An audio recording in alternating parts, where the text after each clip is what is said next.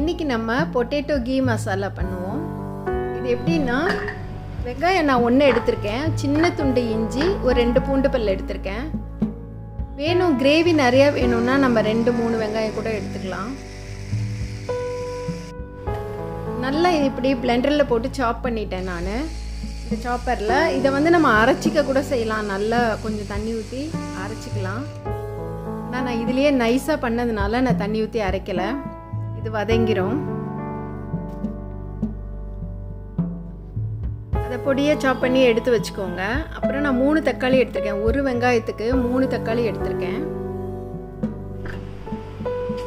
தக்காளியை 1 பாதியமாக கட் பண்ணி அந்த சாப்பரில் போட்டுக்கோங்க.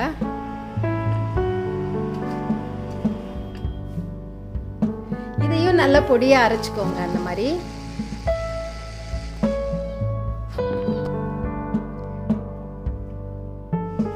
இதுவே நல்லா அரைஞ்சிடுச்சு. 3 பச்சை மிளகாய் எடுத்திருக்கேன். நான் என்ன பண்ணுறேன்னா, நெய்யில் பொட்டேட்டோவை நல்லா ஒரு 3-4 பொட்டேட்டோவை எடுத்து பாயில் பண்ணி நெய்யில் பொரித்து எடுத்துக்கிறேன். இது வெறும் உருளைக்கிழங்கு மட்டும் இல்லை, நம்ம காய்கறி கூட பீன்ஸ், கேரட் எல்லாமே போட்டு கூட இப்படி பண்ணிக்கலாம்.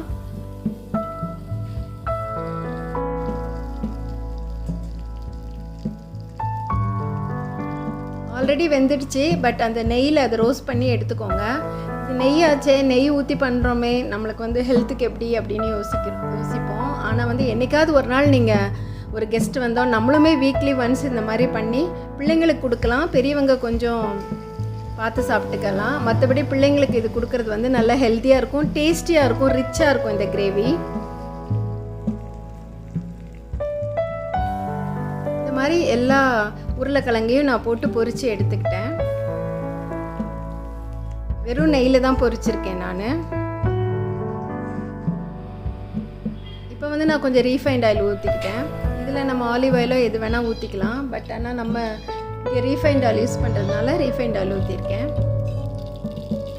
இதில் 2 சீரகமும் கடுகும் போட்டு தாளிச்சிட்டு நம்ம அரைச்சி வச்சோம் இல்லையா, அந்த வெங்காயத்தை போட்டு நல்லா வறுத்துக்கோங்க, வதக்கிக்கோங்க நல்லா.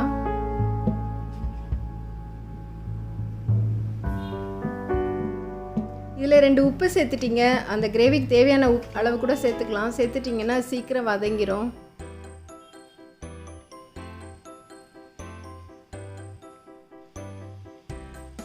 நான் அந்த ஆயிலோட 1 ஸ்பூன் நெய் சேர்த்துருக்கேன். இந்த கிரேவி டேஸ்ட்டுக்காக. கொஞ்சம் நல்ல நெய்யில் பண்ணுறது தான், ஆனால் நல்லாயிருக்கும். தேவையான அளவுக்கு மஞ்சத்தூள் சேர்த்துக்கோங்க. இது 2 பீன்ஸ், 2 கேரட், ஒரு உருளைக்கிழங்கு போட்டு கூட செஞ்சால் இந்த கிரேவி சூப்பராக இருக்கும்.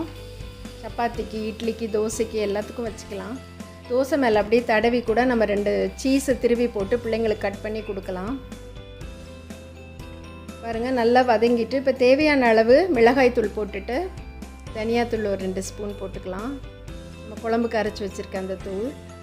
கொஞ்சம் கரம் மசாலா, அது ஒரு சின்ன 1/4 ஸ்பூன் அளவுக்கு போட்டுக்கோங்க. இப்போ நான் நல்லா கெட்டியாக தயிர் எடுத்து வச்சுருக்கேன். அந்த தயிர் போட்டுக்கோங்க. இது நெய் வேண்டான்னா வெறும் ஆயிலில் கூட நீங்கள் செஞ்சுக்கலாம். ஆனால் நெய் சேர்க்கும் போது தான் அது இந்த டேஸ்ட்டு.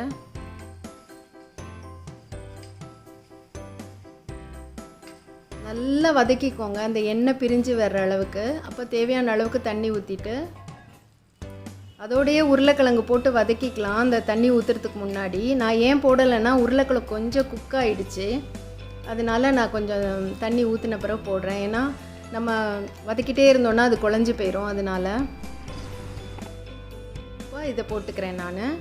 கருவேப்பிலை கொஞ்சம் போட்டுக்கோங்க.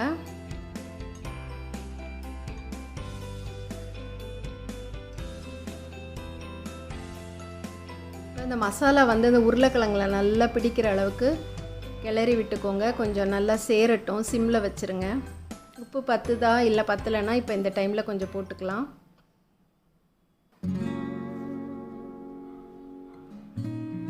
நான் ஒரு கேஸ்டைன் தோசைக்கல் வாங்கினேன் இண்டஸ் வேலியில். இன்ஸ்டாவில் அந்த பேஜில் பார்த்து தான் ஆர்டர் பண்ணேன். ஆஃபர் போட்டிருந்தாங்க. 1050 100 சம்திங் அது.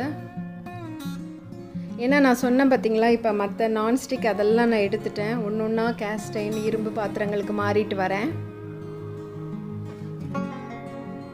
இதை வந்து கொஞ்சம் நல்லா போட்டு நார் போட்டு நல்லா கழுவிட்டு நம்ம வந்து வெங்காயம் உப்பு போட்டு நல்லா வதக்கிட்டு அதை ஒரு வாட்டி தொடச்சி எடுத்துகிட்டு அப்புறம் ஊற்ற ஆரம்பித்தா போதும். ஆல்ரெடி நான் போட்டிருப்பேன் கேஸ்டைன் யூஸ் பண்ணுறது. 12 இன்ச் தவா இது. தோசைக்கு மட்டும் வச்சுக்கலாம் அப்படின்னு வாங்கியிருக்கேன்.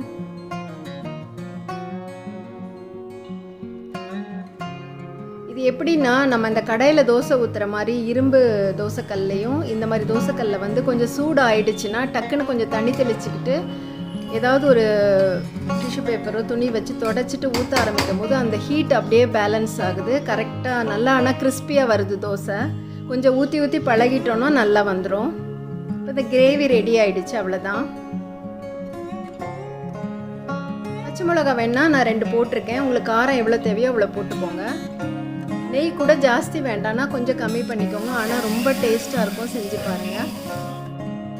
நான் நல்லா இந்த தோசைக்கல்லை ஊற்றி ஊற்றி பழக்கிட்டேன். நல்லா பழகின உடனே நீங்கள் மெலிசாக ஊற்றுனீங்கன்னா நல்லா வரும். அது மட்டும் கொஞ்சம் கஷ்டம்னா அதுக்கு ஒரு 3-4 டைம்ஸ் கஷ்டப்படணும். பட் ஆனால் ரொம்ப கிறிஸ்பியாக இருந்தது தோசை. நான்ஸ்டிக்கு வந்து தேவையே இல்லை, இந்த மாதிரி வாங்கி வச்சுக்கலாம். இதுவும் ஆட் கிடையாது, ஜஸ்ட் நான் யூஸ் பண்ணேன், அதை நான் உங்களுக்கு கன்வே பண்ணுறேன். இந்த கிரேவிக்கு சப்பாத்தியும் வச்சுக்கோங்க, தோசை இட்லி எல்லாத்துக்கும் நல்லா இருக்கும்.